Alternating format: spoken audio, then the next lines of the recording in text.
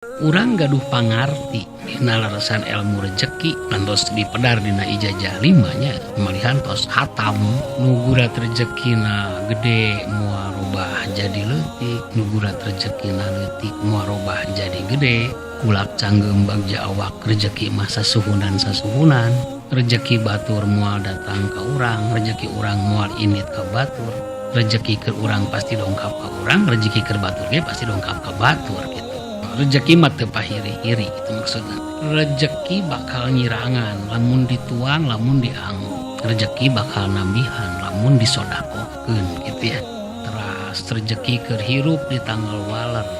Rezeki nu diamanahan kabagean. Rezeki keur ibadah dijamin. Dugikeun ka rezeki nu dijanjikeun ge urang diancoan gitu. Teras kewajiban urang sarupi mung ikhtiar aya 5 asbab ikhtiar nu halal dikawit dicanak eta saldo rezeki ngaliwatan bati dagang buru gawe nginjem narima pamere sareng menta asbab teu meunang disaranean nyarane mah kudu ka sumber ikhtiar kudu cing tarik muntangna kudu cing pageuh hatam we pokona mah urang teh dina perkara rezeki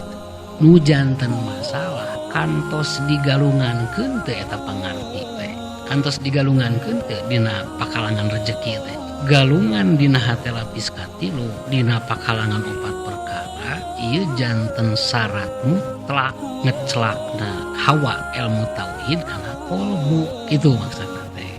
janten sateu acan hawa tina ilmu tauhid ngecelakna kolbu urang teu acan gaduh keyakinan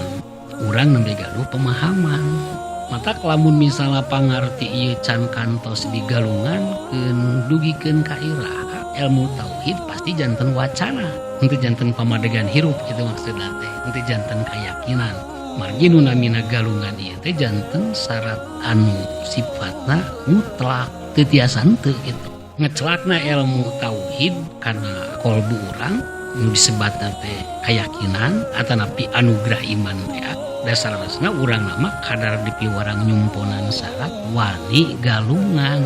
upami wani wae galungan meureun eta data teh hawana ngecelak kana kolbu janten kayakinan pami teu wantun galungan dugikeun ka irah ge moal aya nu ngecelak kana kolbu berarti dugikeun ka irah ge urang moal gaduh